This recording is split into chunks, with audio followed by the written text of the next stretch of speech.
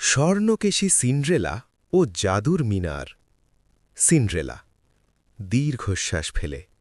প্রতিদিন এই একই কাজ, ধুলোবালি আর 4টে দেয়াল।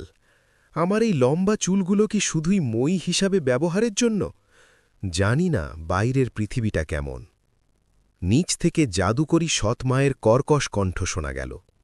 সিন্ড্রেলা, সিন্ড্রেলা, নামিয়ে দাও তোমার চুল, আমি ধরব তা মেপে, যেন না হয় কোনো ভুল। জলদি করো অলস মেয়ে। সিন্ড্রেলা জানলার কাছে গিয়ে, আসছি মা, এই তো চুল দিচ্ছি। সিন্ড্রেলা তার দীর্ঘ সোনালি চুল জানলা দিয়ে ফেলে দিল। সৎমা চুলে চড়ে উপরে উঠে এলো। উফ, এই চুলে চড়া দিন দিন কঠিন হয়ে যাচ্ছে। শোন, শহরে রাজকীয় বল নাচ হবে, তোর 2 বোন যাবে সেখানে, আর তুই এখানেই থাকবি। পালানোর চিন্তা মাথায় আনলে তোর এই চুল আমি কেটে কুচি কুচি করে দেব। জাদুকরি চলে যাওয়ার পর রাজপুত্র বনের মধ্য দিয়ে যাচ্ছিলেন। সিন্ড্রেলার গান শুনে তিনি থমকে দাঁড়ালেন। রাজপুত্র, এ কি অদ্ভুত সুন্দর সুর! এই উঁচু মিনারে কে থাকে? আমাকে এর রহস্য জানতেই হবে। রাজপুত্র বনের আড়ালে লুকিয়ে সব দেখলেন। রাজপুত্র চলে যাওয়ার পর সিন্ড্রেলার সামনে তার বন্ধু ছোট পাখিটি উড়ে এলো। পাখি কিচিরমিচির করে, ভয় পেও না সিন্ড্রেলা, আমি তোমার জন্য বনের ভেতর থেকে জাদুর লতা আর ফুল এনেছি, এগুলো দিয়ে সিঁড়ি বানাও। সিন্ড্রেলা সাহস সঞ্চয় করে, ঠিক বলেছ বন্ধু, মা না বললেও আমি আজ রাজপ্রাসাদে যাবই। নিজের ভাগ্য আমাকেই বদলাতে হবে। সিন্ড্রেলা সিঁড়ি দিয়ে নামার পর হঠাৎ এক মায়াবী আলয়ে ফেয়ারি গডমাদার উপস্থিত হলেন।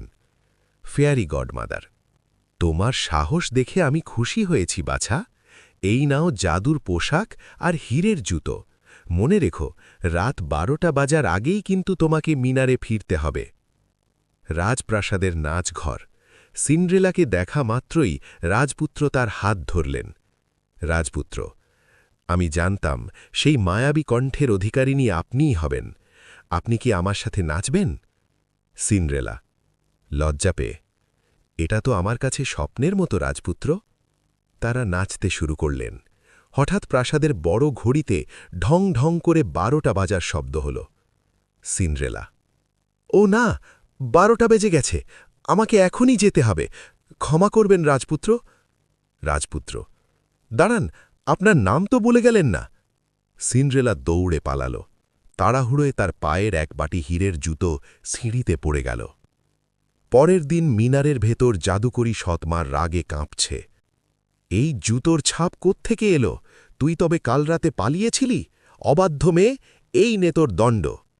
সৎমা কাঁচি দিয়ে সিন্ড্রেলার চুল কেটে দিল এবং তাকে বনের নির্জন প্রান্তে নির্বাসিত করল। ঠিক সেই সময় রাজপুত্র জুতো নিয়ে মিনারের নিচে এসে হাজির হলেন। রাজপুত্র, যার পায়ে এই জুতো মিলবে আমি তাকেই বিয়ে করব। বনের গভীরে সিন্ড্রেলাকে দেখতে পেয়ে, আমি আপনাকে চিনেছি, আপনার লম্বা চুল নেই তাতে কি? আপনার চোখের মায়া আর এই জুতোই বলে দিচ্ছে আপনিই আমার সেই সাথী। সিন্ড্রেলা কাঁদতে কাঁদতে, আপনি আমাকে খুঁজে বের করেছেন রাজপুত্র, আমি আজ সত্যিই মুক্ত।